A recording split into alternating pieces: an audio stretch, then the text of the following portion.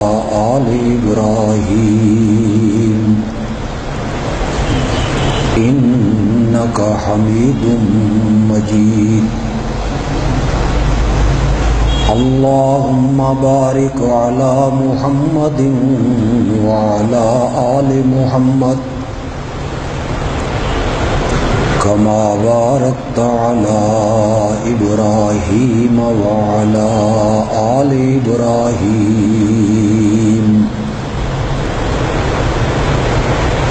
إنك حميد مجيد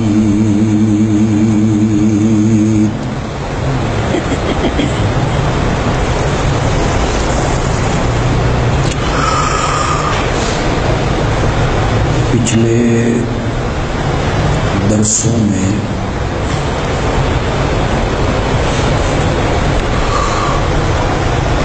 بڑی تفصیل کے ساتھ یہ بیان ہوا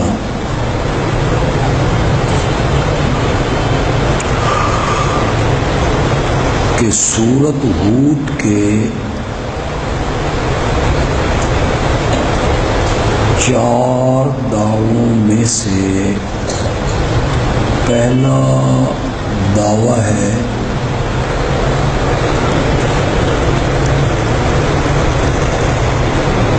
کہ اس ساری کائنات کا معبود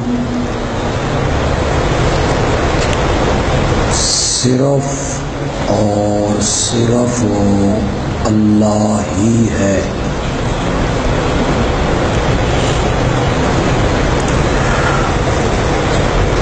اس دعوے کے لیے اللہ نے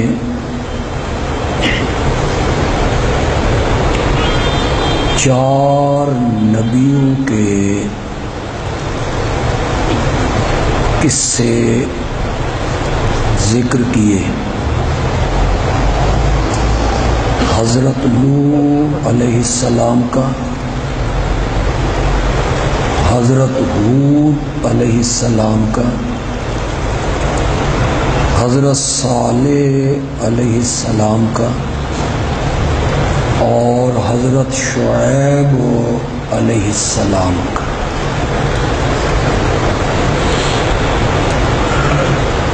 کہ ان چاروں نبیوں نے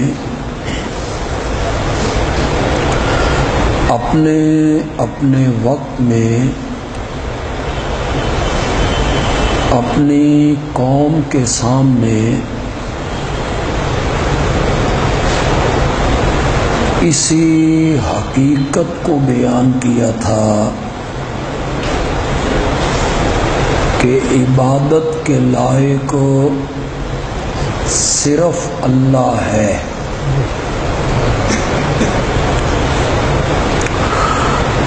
سورۃ ہود کا دوسرا دعویٰ تھا کہ عالم الغیب صرف اللہ ہے۔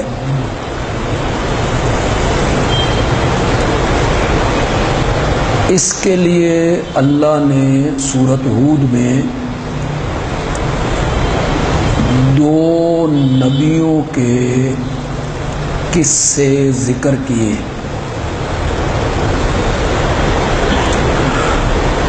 حضرت ابراہیم خلیل اللہ علیہ السلام کا قصہ اور حضرت لوط علیہ السلام کا واقعہ۔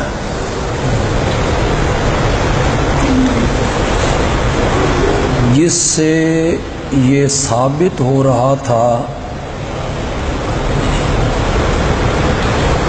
کہ یہ دونوں پیغمبر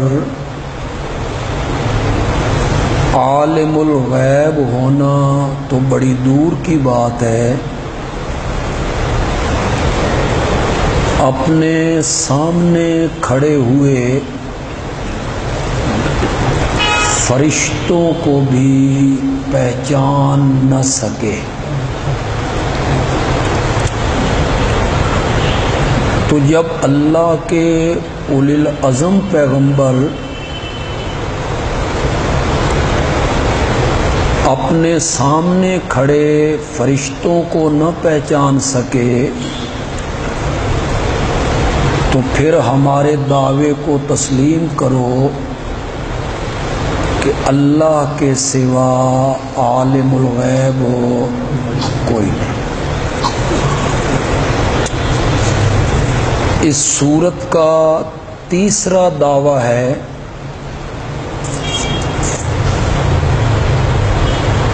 کہ جو وحی آپ کی طرف کی جا رہی ہے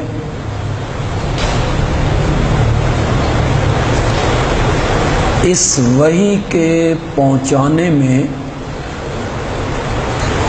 سستی اور کمزوری نہیں دکھانی، بلکہ جرت و بہادری کے ساتھ اس مسئلہ توحید کو لوگوں تک پہنچانا ہے۔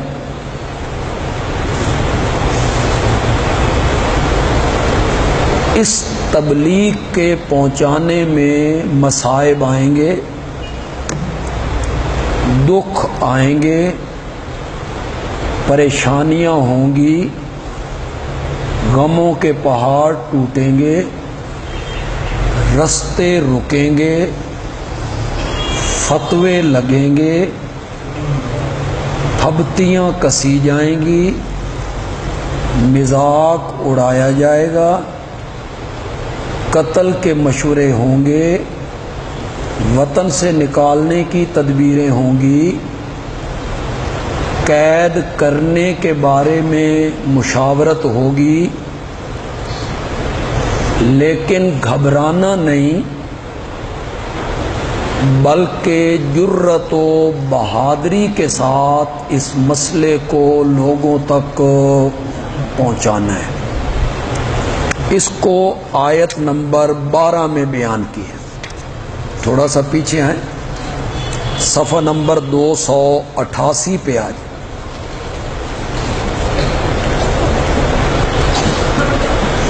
288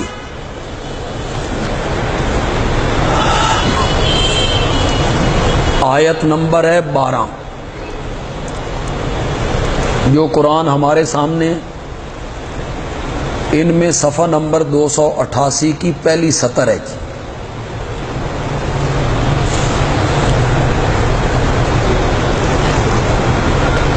فَلَعَلَّكَ تَارِكٌ بَعْضَ مَا يُوحَىٰ إِلَيْكَ،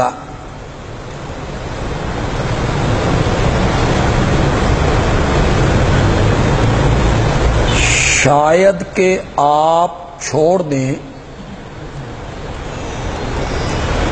کچھ حصہ اس وحی کا جو آپ کی طرف وحی کیا جاتا ہے، وَضَائِقُمْ بِهِ صَدْرُكَ، اور آپ کا سینہ تنگ ہونے لگے، اَن یقولوا، اس بات سے کہ وہ بکواس کرتے ہیں، لولا انزل علیہ کنز، کہ یہ جو نبوت کا مدعی ہے اس پر کوئی خزانہ کیوں نہیں اترتا؟ یہ تجارت کے لیے بازاروں میں پھرتا ہے، تو یہ اللہ کا نبی ہوتا تو دولت میں کھیلتا، خزانہ اس پر کیوں نہیں اترتا؟ او جاء معہ ملک، یا اس کے ساتھ کوئی فرشتہ کیوں نہیں آیا؟ یہ ہے اب فضول اعتراض، بیہودہ شبہات۔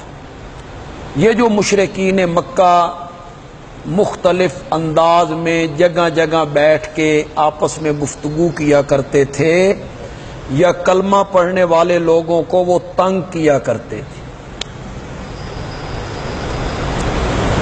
ایک جگہ پہ اس کو اللہ نے اور طریقے سے بیان کیا. اگر کسی کے ذہن میں وہ آیت آ رہی ہے تو میں آیت تھوڑی سی پڑھتا ہوں، وہ مجھے بتائے. وَلَقَدْ نَعْلَمُ أَنَّكَ يَضِيقُ صَدْرُكَ. سورت ہجر. ہاں جی،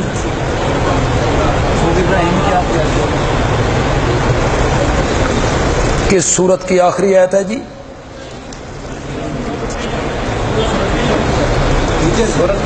ہجر کی.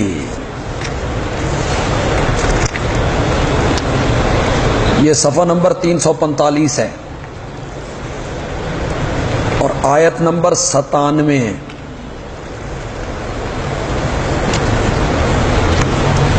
اس کو ذرا دوسرے لہجے میں یہاں بیان کیا اللہ نے، دوسرے رنگ میں. وہ بڑا پیارا رنگ ہے. صفحہ نمبر 345 ہے، سورت ہجر ہے، اور اس کی آخری سطریں ہیں اس صفحے کی. آیت نمبر 57 ہے جی. وَلَقَدْ نَعْلَمُ أَنَّكَ يَضِيقُ صَدْرُكَ بِمَا يَقُولُونَ. ہم اچھی طرح جانتے ہیں. یہ اب نبی پاک کو تسلی اللہ دے رہے ہیں کہ ہم سے یہ بات چھپی ہوئی.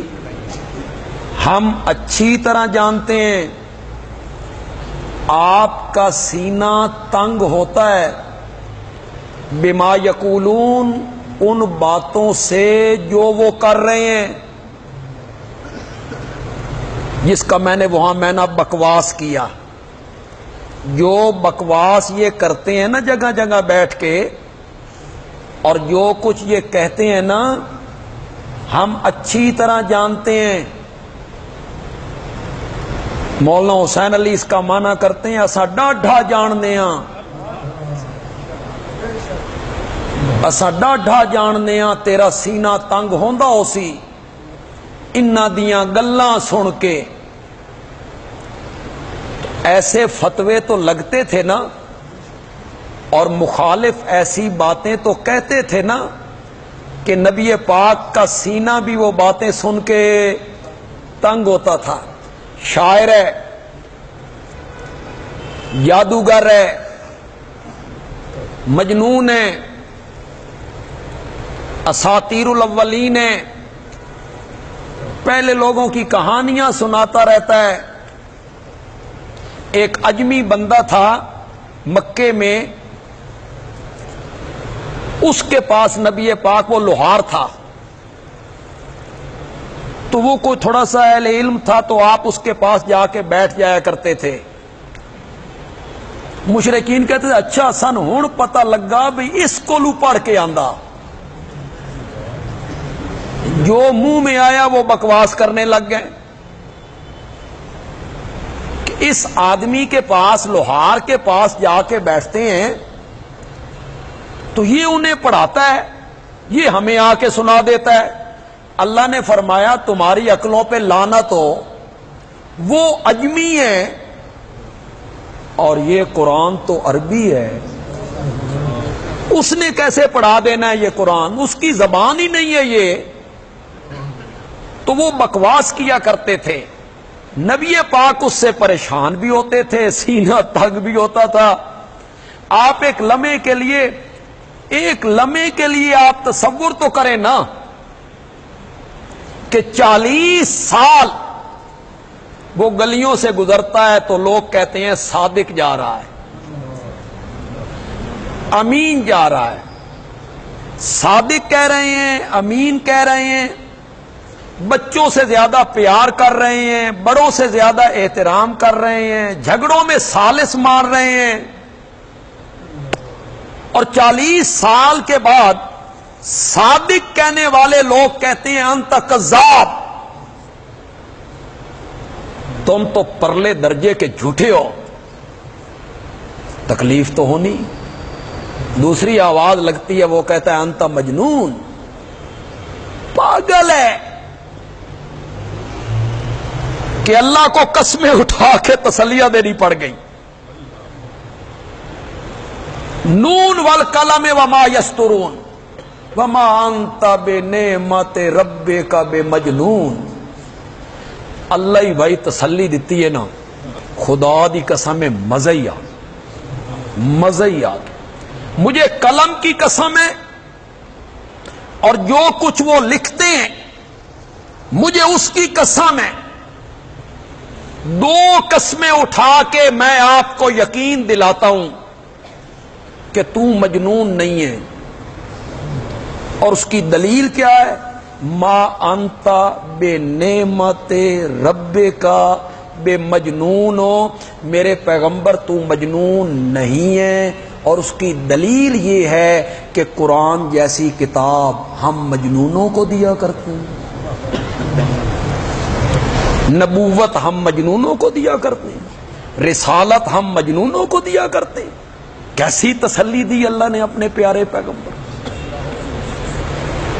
تو وہ جو باتیں کیا کرتے تھے، بکواس کیا کرتے تھے، فتوے لگایا کرتے تھے، ان محمدن قد ابترا، محمد کی نسل کٹ گئی ہے، اس کے بیٹے مر گئے، اس کا نام لینے والا کوئی نہیں ہوگا، جو منہ میں آیا وہ کہتے چلے گئے.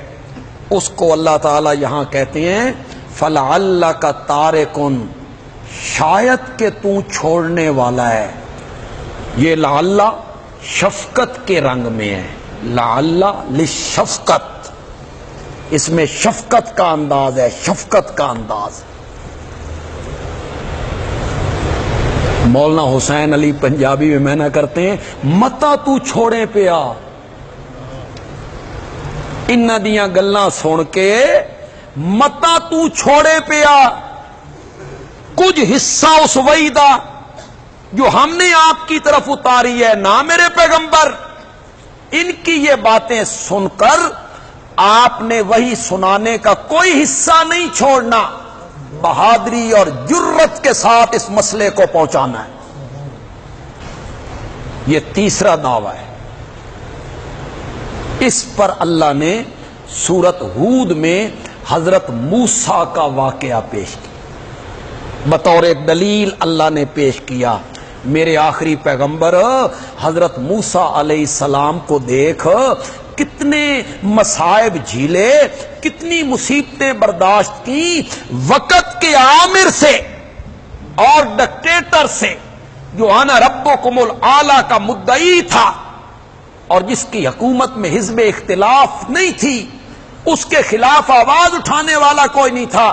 اور حضرت موسیٰ کی قوم کو اس نے غلام بنا رکھا تھا. ان کے بچوں کو وہ ذبح کرتا تھا، لڑکیوں کو زندہ رکھتا تھا تاکہ ان کی آبروزی کریں گے، ان کی عزت لوٹیں گے، گھریلو ملازمہ ان کو بنا کے رکھیں گے، غلام بنا کے رکھا ہوا تھا. پھر دیکھ میرے موسیٰ کو کتنی جرت کے ساتھ فرعون کا مقابلہ کیا تھا. اکیلا کھڑا ہے، اکیلا. فرعون کے دربار میں حضرت موسیٰ علیہ السلام اکیلے کھڑے ہیں اور رب کا تعارف کروا رہے ہیں اور قوم کی آزادی مانگ رہے ہیں، آزاد کر دے میری قوم کو. اور یہ کہہ رہے ہیں کہ میں رب العالمین کی طرف سے بھیجا ہوا رسول ہوں. یہیں سے تو اس نے کہا تیرا رب کون ہے، یہ رب العالمین کون ہے؟ وہ تو کہتا تھا انا ربکم الاعلی. حضرت موسیٰ علیہ السلام نے کتنی جرت و بہادری کے ساتھ فرعون کا مقابلہ کیا، دعوت کو اس کے دربار میں پہنچایا. اور بحر کلزم کے کنارے پر جب قوم جواب دے گئی، قوم کے حواس ہاتھ پاؤں پھول گئے قوم کے، اور قوم کہنے لگی انا لمدرکون، ہم پکڑے گئے. وہ پیچھے سے آ گیا ہے، فرعون لاکھوں کی فوج لے کر آ گیا ہے، سامنے سمندر ہے، پیچھے فرعون ہے، دائیں بائیں پہاڑ ہیں، نکلنے کا کوئی راستہ نہیں ہے. حضرت شیخ القرآن رحمت اللہ علیہ اس کو بیان کرتے تھے، وہ کہتے تھے اگے دریا دیاں موجاں تے پیچھے فرعون دیاں فوجاں.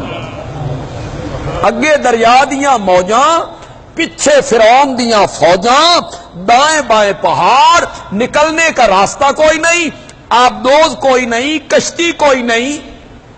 کس پر بیٹھ کے دریا پار کریں گے؟ قوم کے ہاتھ پاؤں پھول گئے. انہوں نے کہا ہم تو پکڑے گئے, موسیٰ مروا دیتا ہی. وہ جواب دے گئے. اس موقع پہ اللہ کا پیغمبر کتنی استقامت کے ساتھ کہتا ہے, کلا ہرگز نہیں, انا معی ربی, میرے ساتھ میرا رب موجود. سیہدین, وہ مجھے راستہ. یہ نہیں کہا کیوں گھبراتے ہو, پھونک مار کے سوا کر چھڑنا گے. انہاں دیاں پھونکاں چ بڑا اثر ہے. یہ پھونک مار کے سوا کر دیتے ہیں, نظر اٹھائیں تو تباہ کر دیتے ہیں. نہیں کہا میں نہیں ہوں, میرے ہوتے ہوئے کیا ڈر ہے, میں عالم الغیب بھی ہوں, مختار کل بھی ہوں, مشکل کشا بھی ہوں, اختیار میرا ہے, اس کی کیا مجال ہے. نہیں کہا. قرآن کہتا ہے حضرت موسیٰ علیہ السلام نے رب کو پکارا, انا معی ربی, میرے ساتھ میرا رب موجود ہے. سیہدین, وہ مجھے راستہ دکھا. اس تیسرے دعوے پر اللہ نے حضرت موسیٰ علیہ السلام کے واقعہ کو پیش کیا کہ انہوں نے کتنی بہادری اور جرت کے ساتھ اس مسئلے کو فرعون کے سامنے اور فرعونیوں کے سامنے بیان کی. 3 دعوے ہو گئے. چوتھا جو دعویٰ ہے اس سورت کا وہ یہ ہے, مسئلہ بالکل واضح ہے, اس میں کوئی اخفاء نہیں ہے, یہ ضد کی وجہ سے نہیں مانتے. یہ چوتھا دعویٰ.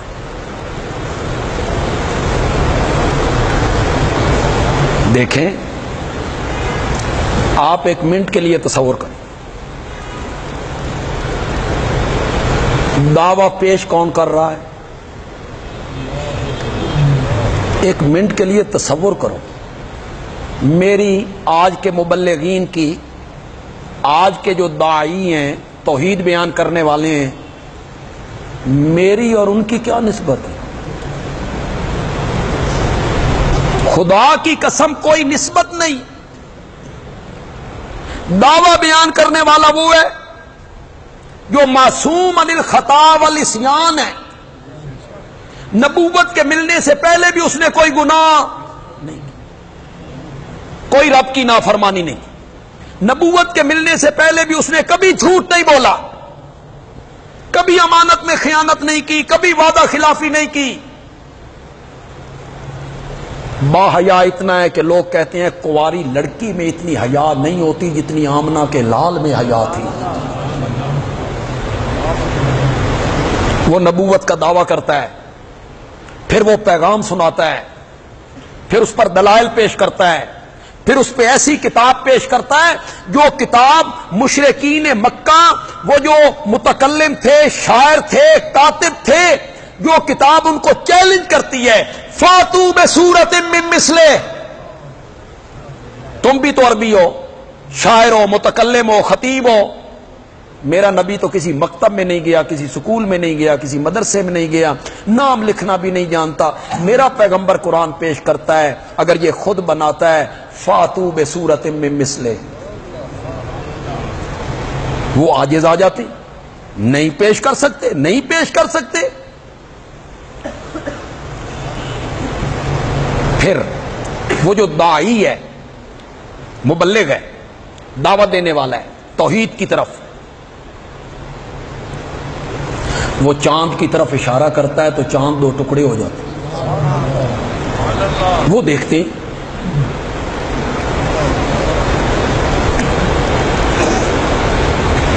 گلیوں سے گزرتا ہے تو پتھر اسے سلام کرنے لگتا,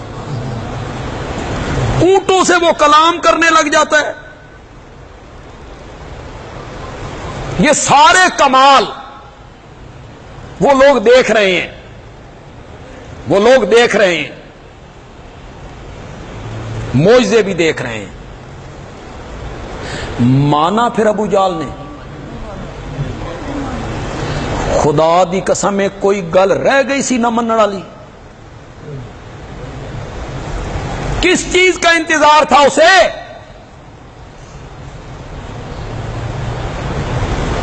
کنکریاں مٹھی میں بند کر کے لاتا ہے،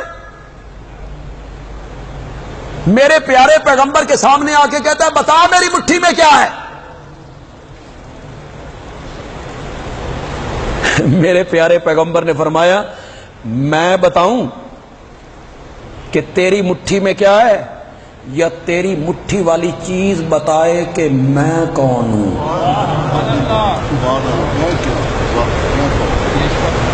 وہ بتائے کہ میں کون ہوں۔ وہ کلمہ پڑھنے لگ گئی، کوئی رہ گئی تھی بات نہ ماننے کی۔ یہ جو تم گھبراتے رہتے ہو میں بھی گھبراتا رہتا ہوں، بھئی لوگ مندے کیوں نہیں؟ ہمیں کڑن ہوتی ہے، خدا کی قسم بعض اوقات کڑن ہوتی ہے، بھئی ہم قرآن پڑھ رہے ہیں، کھول کھول کے سنا رہے ہیں،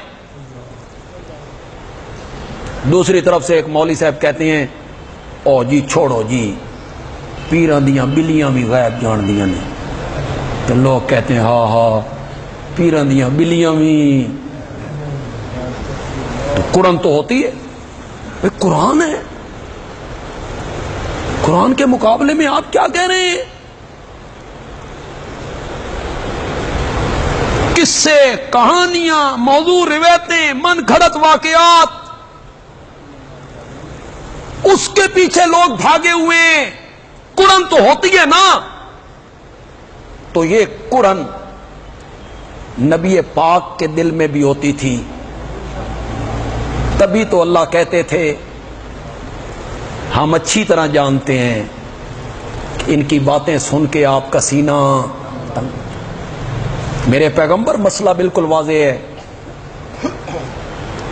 مسئلہ ہے ایک دونی دونی تے دو دونی چار، بالکل چونکہ چنانچہ اگرچہ مگرچہ یعنی کہ کچھ بھی نہیں ہے، بالکل صاف ہے مسئلہ، لا الہ الا اللہ۔ یہ صرف ضد کی وجہ سے نہیں مانتے، چودراہٹ ہے، گدیاں ہیں، ہماری گدیاں خراب ہو جائیں گی، ہماری خطابتیں ہیں، گدیاں ہیں، آمدن بند ہو جائے گی، وہ چندے بند ہو جائیں گے، وہ عزتیں نہیں رہیں گی، لوگ سن وہابی آکھن لگ جائیں گے۔ اس سے ڈر رہے ہیں، اس سے خوف کھا رہے ہیں، یہ ضد کی وجہ سے نہیں مان رہے ہیں، ورنہ مسئلے میں اخفا کوئی نہیں۔ ذرا آئیے آیت نمبر 17 پہ جی،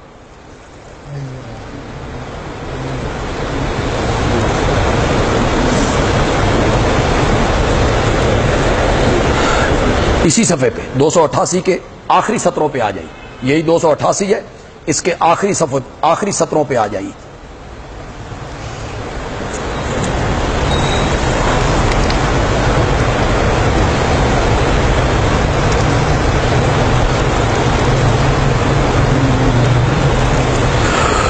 مل گیا جی؟ افمن کان علی بینۃ من ربہ، کیا پس وہ آدمی جو کھلی دلیل پر ہو، من ربی ہی اپنے رب کی طرف سے کھلی دلیل پہ ہو، یہ ہے وہ فطرت، جس فطرت پر انسان کو پیدا کیا جاتا ہے، فطرت، اس کو ہم کہتے ہیں فطرت اسلام۔ میں نے کئی مرتبہ حدیث پڑھ کے آپ کو سنائی، کوئی بندہ یہودی پیدا نہیں ہوتا، عیسائی پیدا نہیں ہوتا، ہندو پیدا نہیں ہوتا، سکھ پیدا نہیں ہوتا، کافر پیدا نہیں ہوتا، کل مولود یولد علی الفطرت۔ میرے آقا نے فرمایا ہر پیدا ہونے والا بچہ فطرت اسلام پر پیدا ہوتا ہے، فَأَبَوَاهُ يُهَوِّدَانِهِ أَوْ يُنَصِّرَانِهِ يُمَجِّسَانِهِ او کما قال النبی صلی اللہ علیہ وسلم، اس کے ماں باپ اس کو یہودی بنا دیتے ہیں، اس کے ماں باپ اس کو عیسائی بنا دیتے ہیں، اس کے ماں باپ اس کو مجوسی بنا دیتے ہیں۔ جس معاشرے میں، جس ماحول میں، جس معاشرے میں وہ پروان چڑھتا ہے، اس معاشرے کا اس بچے پر رنگ چڑھتا ہے۔ ورنہ پیدا یہودی نہیں، پیدا ہندو نہیں ہوتا، پر ہندوؤں میں پیدا ہوا ہندو ہو گیا۔ یہ بینہ وہی فطرت اسلام ہے۔ یا بینہ سے مراد ہیں یہ دنیا میں پھیلے ہوئے میری رب کی قدرت کے نشان، جس کو ہم کہتے ہیں عقلی دلائل۔ کیا وہ نہیں دیکھتا کہ میرے قدموں کے نیچے بچھی ہوئی زمین ہے؟ وہ نہیں دیکھتا کہ اس زمین کو پانی پہ بچھایا گیا ہے؟ وہ نہیں دیکھتا کہ اس پر پہاڑوں کی میخیں ٹھونکی گئی ہیں؟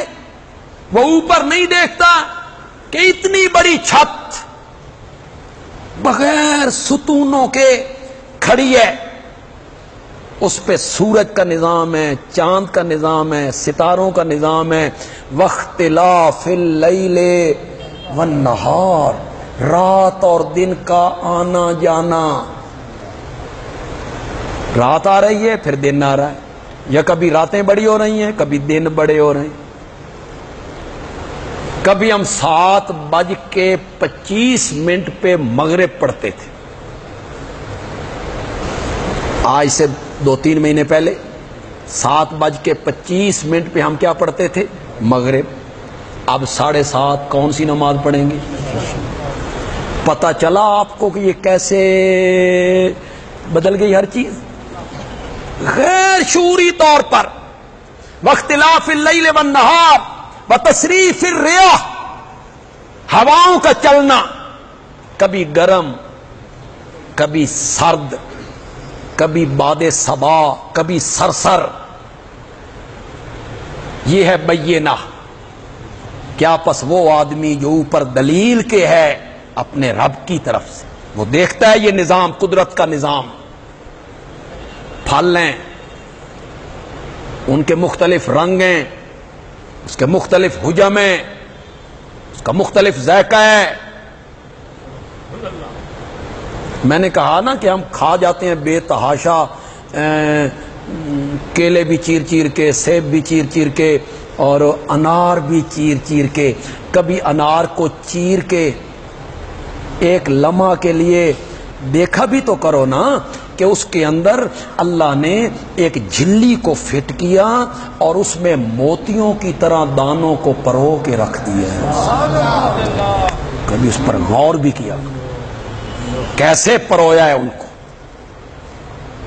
اس میں ذائقہ دیکھو ہر ایک چیز کا۔ ویسے تو ہماری کمبختیوں کی وجہ سے ذائقے ختم ہو رہے ہیں، پھلوں میں ذائقے ختم ہو رہے ہیں، وہ جو کھادے ہیں اور قبل از وقت ان کو اتار لینا ہے اور دوائیوں کے ذریعے پکانا ہے اور غیر فطرتی عمل ہے، اس کے ذائقے ختم ہو رہے ہیں۔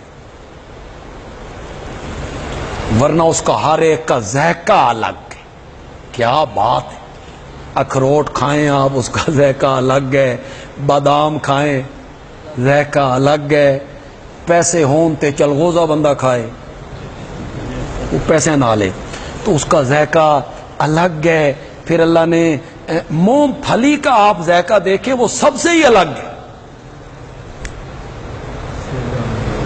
یہ ہے بینہ، سمندروں کی روانگی، کشتیوں کا چلنا، فصلوں کا پیدا ہونا، بادلوں کا امڈ کے آنا، بارش کا برسنا، اولوں کا پڑنا، بجلی کا گرجنا، یہ ساری بینہ ہے۔ کیا پس وہ آدمی جو اپنے رب کی طرف سے کھلی دلیل پر ہو، یہ ساری کائنات اس کے سامنے ہو اور ساری کائنات کو دیکھ رہا ہو، وَيَتْلُوهُ شَاهِدٌ مِّنْهُ، یتلو یتبعو کے معنی میں، اور اس کے ساتھ ساتھ یعنی عقلی دلیل کے ساتھ ساتھ شاہد منہ، اللہ کی طرف سے ایک گواہ بھی ہو۔ وہ کیا ہے؟ قرآن۔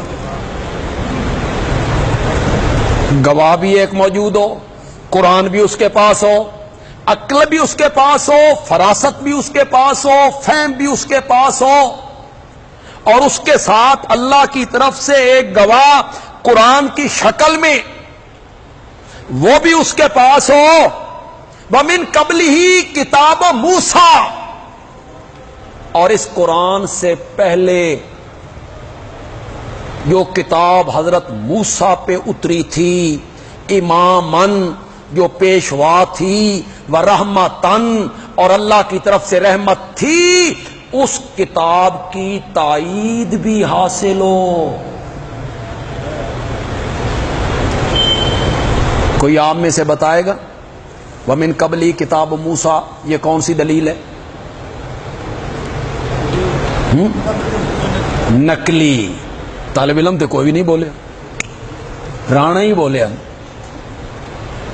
طالب علموں کو کیوں نہیں پتا چلا بھائی؟ افمن کان علی بینۃ من ربہ، عقلی دلیل بھی ہو، ویتلو شاہد منہ دلیل وحی بھی ہو، ومن قبلی کتاب موسیٰ اور اس سے پہلے موسیٰ کی کتاب بھی اس مسئلے کی مؤید ہو۔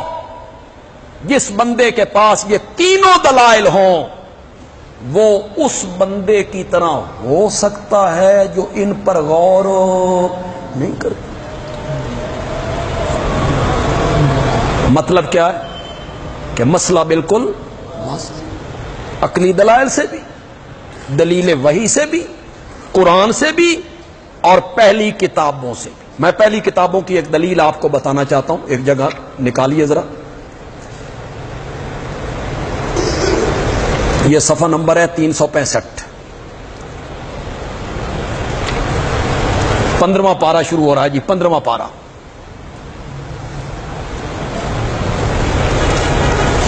پندرہویں پارے کی ابتدا ہو رہی ہے۔ ہمارے پاس جو قرآن پاک ہیں اس کا صفحہ نمبر ہے 365۔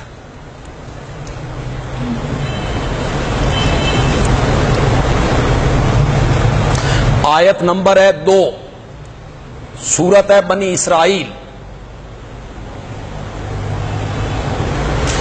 وہ جو میں کس کی تائید پیش کر رہا ہوں جی؟ وَمِن قَبْلِهِ کتاب موسیٰ، کہ موسیٰ کی کتاب بھی اس کی مؤید ہے، وہ بھی اس کی تائید کر رہی ہے۔ مل گیا جی؟ وَلَقَدْ وَآتَيْنَا مُوسَى الْكِتَابَ، اور ہم نے عطا کی تھی حضرت موسیٰ کو کتاب۔ کون سی کتاب؟ تورات۔ وَجَعَلْنَاهُ هُدًى لِّبَنِي اسرائیل، اور ہم نے اس کتاب کو بنایا تھا نری ہدایت، لِبَنِي اسرائیل، بنی اسرائیل کے لیے۔ مولا وہ کتاب کیا منوانا چاہتی تھی؟ وہ تورات جو حضرت موسیٰ کو ملی وہ کیا مسئلہ بیان کرتی تھی؟ فرمایا اللہ تتخذوا من دونہ وکیلا، وہ کتاب کہتی تھی اللہ کے سوا کسی کو کارساز نہ بناؤ، تمہارا کارساز اور مددگار اور معبود صرف اور صرف کون ہے؟ یہ جو جگہ یہ بڑی معرکۃ الاعراج ہے، اور یہاں ہمارے شیخ مولانا حسین علی کا جو فن تفسیر ہے نا وہ پورے جوبن پہ نظر آتا، مزہ ہی آ گیا۔ ورنہ تو آپ دیکھیں، پہلی آیت پڑھیں آپ، سبحان الذی اسریٰ بعبدہ لیلا من میں ذرا اردو میں ترجمہ کرتا ہوں نا، پھر آپ دیکھیں بھئی ان دونوں آیتوں کا کوئی تعلق رہ گیا؟ پاک ہے وہ ذات جو لے گیا اپنے بندے کو رات کے کچھ حصے میں مسجد حرام سے مسجد اقصیٰ کی طرف، جس مسجد اقصیٰ کے گردا گرد ہم نے بڑی برکتیں رکھی ہیں۔ کیوں لے کے گیا؟ تاکہ ہم دکھائیں اپنے اس بندے کو اپنی قدرت کی کچھ نشانیاں۔ یقیناً وہ لے جانے والا اللہ ہر بات کو سننے والا بھی ہے اور ہر ایک کو دیکھنے والا بھی ہے۔ اساں موسیٰ نو کتاب دتی سی، ہے کوئی جوڑ؟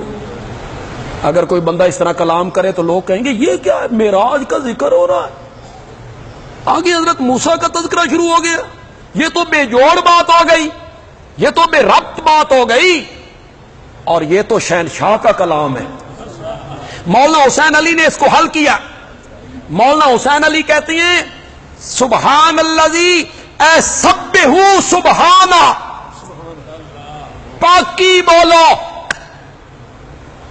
کہ وہ شریکوں سے پاک ہے، الہ اور معبود صرف وہی ہے، اور اس کی ذات و صفات میں کوئی شریک نہیں ہے، جو اتنی قدرتوں کا مالک ہے کہ اپنے بندے کو معراج پہ لے کے گیا۔ انہ هو السمیع البصیر، اس پر عقلی دلیل ہے، میری ذات شریکوں سے پاک ہے، اس کی دلیل یہ ہے کہ ہر ایک کی پکار کو سننے والا میں ہوں، ہر ایک کی حالت کو دیکھنے والا میں ہوں۔ وَآتَيْنَا مُوسَى الْكِتَابَ، اور یہ جو مسئلہ ہے کہ اللہ کو شریکوں سے پاک سمجھو، یہ صرف قرآن نے بیان نہیں کیا، جو کتاب موسیٰ پہ اتری تھی اس میں بھی بیان ہے۔ مولانا حسین علی اللہ تیری قبر کو منور فرمائے۔ مزہ ہی آ گیا جو آپ نے ربط لگایا، یہ صرف قرآن نے بیان نہیں کیا بلکہ حضرت موسیٰ علیہ السلام پہ جو کتاب اتری تھی تورات، اس میں بھی یہی مسئلہ بیان ہوا تھا، اللہ تتخذوا من دونی وکیلا، کہ میرے سوا کسی کو کارساز نہ بنے۔ یہ چوتھا دعویٰ ہے جی۔ پہلے تین دعووں کے لیے نبیوں کے قصے تھے جی، چوتھے دعوے کے لیے کوئی قصہ نہیں آیا، بلکہ اللہ نے اس کے لیے ایک کلام آخر میں اللہ لے کے آئے ہیں جی۔ ذرا دیکھیں جی، آیت نمبر 109 پہ آئیں جی۔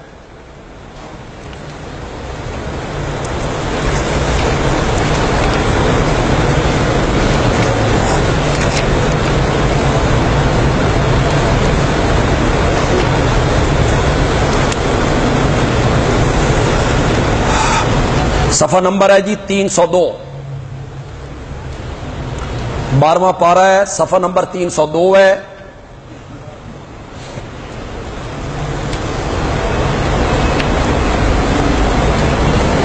آیت نمبر 109 ہے۔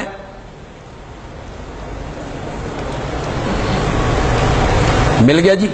یہ چوتھے دعوے پر اللہ روشنی ڈالنے لگے ہیں۔ چوتھا دعویٰ کیا ہے؟ مسئلہ بالکل واضح، ضد کی وجہ سے نہیں مان، ان کے پاس کوئی شرک کے دلائل ہیں بھئی، یہ جو اس طرف چلے گئے ہیں تو یہ دلیلوں کی بنا پہ چلے گئے، ان کے پاس کوئی دلیل نہیں ہے۔ سنو اللہ کیا کہتے ہیں، فَلَا تَكُ فِي مِرْيَةٍ، آپ شک میں نہ پڑیں، کسی خلجان میں، شک میں، شبے میں مبتلا نہ ہو، مما یعبد ہؤلاء، ان معبودوں سے جن کی یہ پوجا پاٹ کرتے ہیں، کسی شبے میں نہ پڑیں کہ ان کے پاس کوئی دلائل ہیں۔ یہ جو غیر اللہ کی پرستش کرتے ہیں، سجدے کرتے ہیں، نظر و نیاز دیتے ہیں، پکاریں کرتے ہیں، ان سے مانگتے ہیں، تے ہو سکتا انہاں کول دلیلاں ہون، نہ اے قرآن کے مخاطب، ہر قرآن کے مخاطب سے اللہ بات کر رہے ہیں، اے قرآن کے مخاطب، تو کسی شک میں مبتلا نہ ہو، جن کی یہ عبادت کر رہے ہیں اللہ کے سوا، ما یعبدون الا کما یعبد آباؤہم من قبل، ان کے پاس اپنے معبودوں کی پوجا پاٹ کے لیے کوئی دلیل نہیں ہے سوائے اس دلیل کے کہ ہمارے پہلے باپ دادا اسی طرح کیا کرتے، اس کے سوا ان کے پاس کوئی دلیل نہیں ہے۔ ان کے پاس ایک ہی دلیل ہے، ہمارے گزرے ہوئے باپ دادا غلط تھے، وہ جہنم میں جائیں گے، ایک دلیل ہے ان کے پاس۔ آپ قرآن پاک پڑھیں، اکثر انبیاء کو مشرکین نے یہی جواب دیا تھا کہ ہم ان کی پوجا پاٹ اس لیے کرتے ہیں کہ ہمارے باپ دادا ان کی پوجا پاٹ کیا کرتے۔ حضرت ابراہیم علیہ السلام نے کہا ما ھذہ التماثیل التی انتم لھا عاکفون، یہ مورتیاں شورتیاں کیا ہیں؟ جن کے سامنے تم مجاور بنے بیٹھے ہو تو وہ کہنے لگے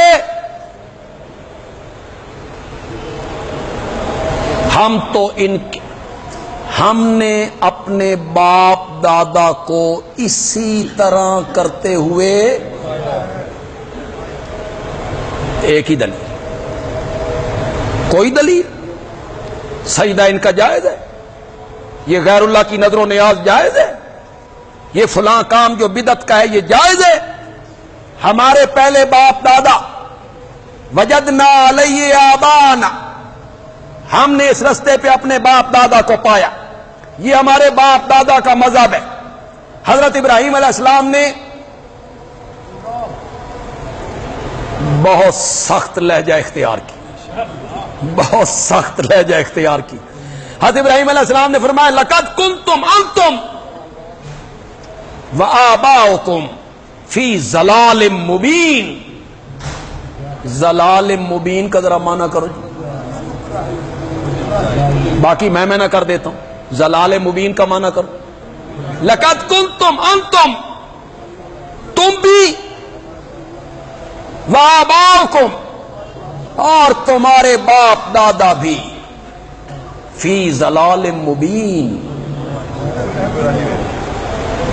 سچی سچی گل کرو، بندہ اکلا ہوئے، باپ نے گھر سے نکال دیا ہو، برادری میں کوئی حمیتی نہ ہو، پورے محلے اور ملک میں ایک بندہ بھی ساتھی نہ ہو، اس ماحول میں کھڑے ہو کر باپ دادا پر یہ فتویٰ لگانا آسان تھا؟ یہ ابراہیم خلیل اللہ کا کام ہے، یہ ابراہیم خلیل اللہ کا کام ہے۔ یہ رب تعریفاں نہیں کرتا، یوں ہی رب تعریفیں نہیں کرتا ہے۔ ان ابراہیم کان امۃ قانتا للہ حنیفا ولم یک من المشرکین شاکرا لانعمہ اجتباہ وہداہ الی صراط مستقیم۔ اور آمنہ کے لال کو اللہ کہتے ہیں واتبع ملت ابراہیم حنیفا۔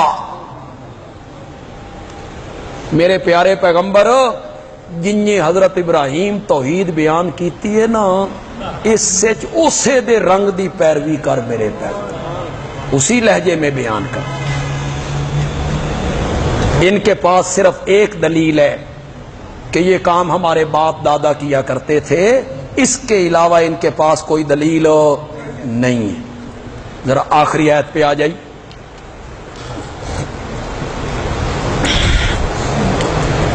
یہ جو میں نے جہاں سے آج شروع کیا، آیت نمبر 120، اس آیت میں اللہ کہتے ہیں کُلًّا نَقُصُّ عَلَيْكَ مِنْ أَنبَاءِ الرُّسُلِ۔ یہ جو ہم نبیوں کے واقعات بیان کرتے ہیں نا، اور آپ کو نبیوں کے قصے سناتے ہیں نا، میرے پیغمبر، ان واقعات کے بیان کرنے سے ہمارا ایک مقصد یہ ہوتا ہے کہ تیرے دل کو تقویت دیں، حوصلہ دیں کہ اس رستے میں مصائب آتے ہیں، دکھ آتے ہیں، آخری کامیابی اللہ کے نبی کو ملتی ہے۔ آخری آیت پہ آئیے جی۔ کتنے دعوے ہیں سورت کے؟ 4۔ پہلا دعویٰ کیا ہے؟ عبادت کے لائق اللہ ہے۔ دوسرا دعویٰ کیا ہے؟ عالم الغیب اللہ ہے۔ تیسرا دعویٰ کیا ہے؟ جرت سے پہنچا، بہادری سے پہنچا، مصائب آئیں گے گھبرانا نہیں۔ چوتھا دعویٰ کیا ہے؟ ضد کی وجہ سے نہیں مان رہے ہیں، بے ایمان ہے یہ۔ مولانا حسین علی کہتے ہیں اللہ نے سورت کے آخری آیت میں چاروں دعووں کو ایک مرتبہ پھر بیان کیا۔ وَلِلَّهِ غَيْبُ السَّمَاوَاتِ وَالْأَرْضِ۔ کون سا دعویٰ ہے؟ یہ دعویٰ دوسرا تھا، دوسرا دعویٰ تھا وَلِلَّهِ غَيْبُ السَّمَاوَاتِ وَالْأَرْضِ۔ زمین و آسمان کی چھپی ہوئی چیزوں کا جاننے والا صرف کون ہے؟ وَإِلَيْهِ يُرْجَعُ الْأَمْرُ كُلُّهُ۔ سارے معاملات اسی کی طرف لوٹائے جاتے ہیں، ہر معاملہ اسی کی طرف لوٹایا جاتا ہے. فَاعْبُدْهُ. نہیں نہ سمجھے؟ ذرا سورۃ ہود کی ابتدا نکال.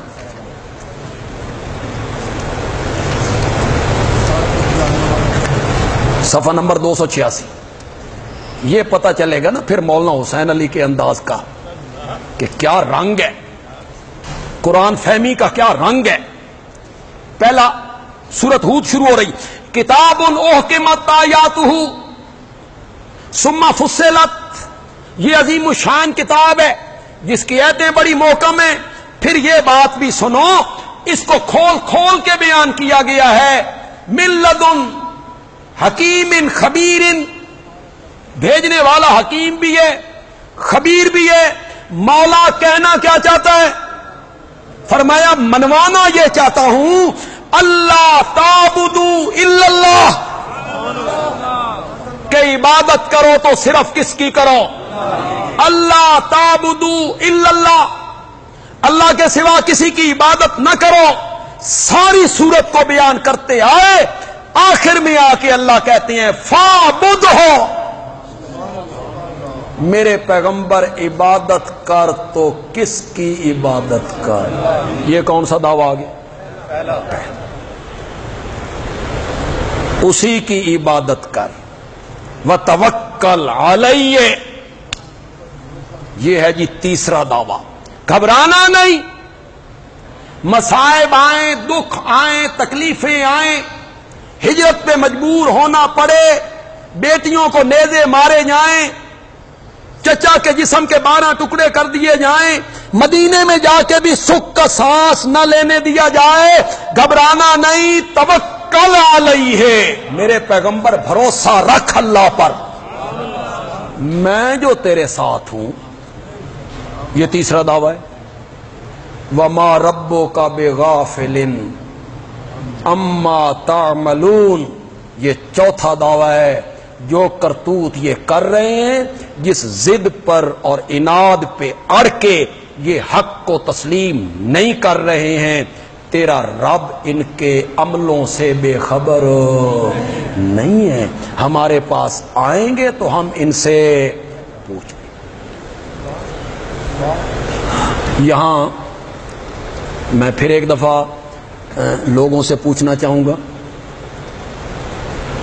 معبود جو ہوتا ہے، الہ کا معنی ہے معبود، الہ کا معنی ہے معبود. الہ کہہ لو، معبود کہہ لو. الہ جو ہوتا ہے اس میں کتنی صفتوں کا ہونا ضروری ہے؟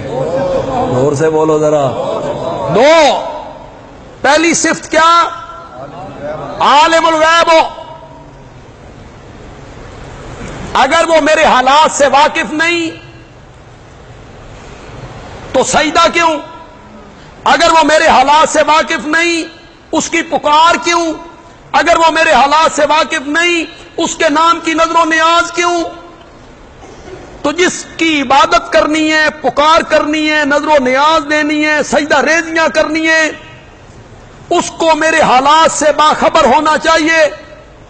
تو الہ کی پہلی صفت ہے عالم الغیب ہونا، اور معبود کی دوسری صفت ہے مختار کل ہونا.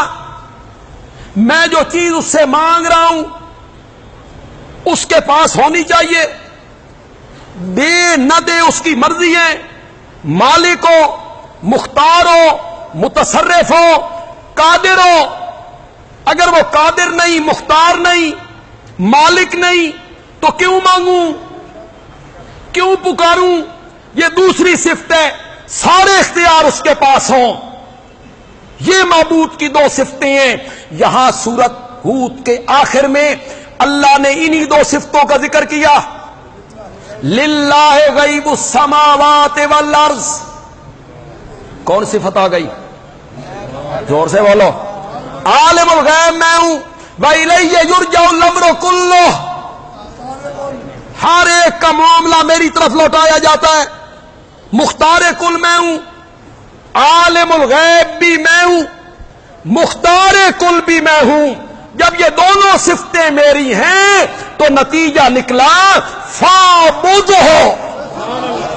پھر نتیجہ یہ نکلا کہ عبادت کر تو اسی کی عبادت کر جو عالم الغیب بھی ہو اور جو مختار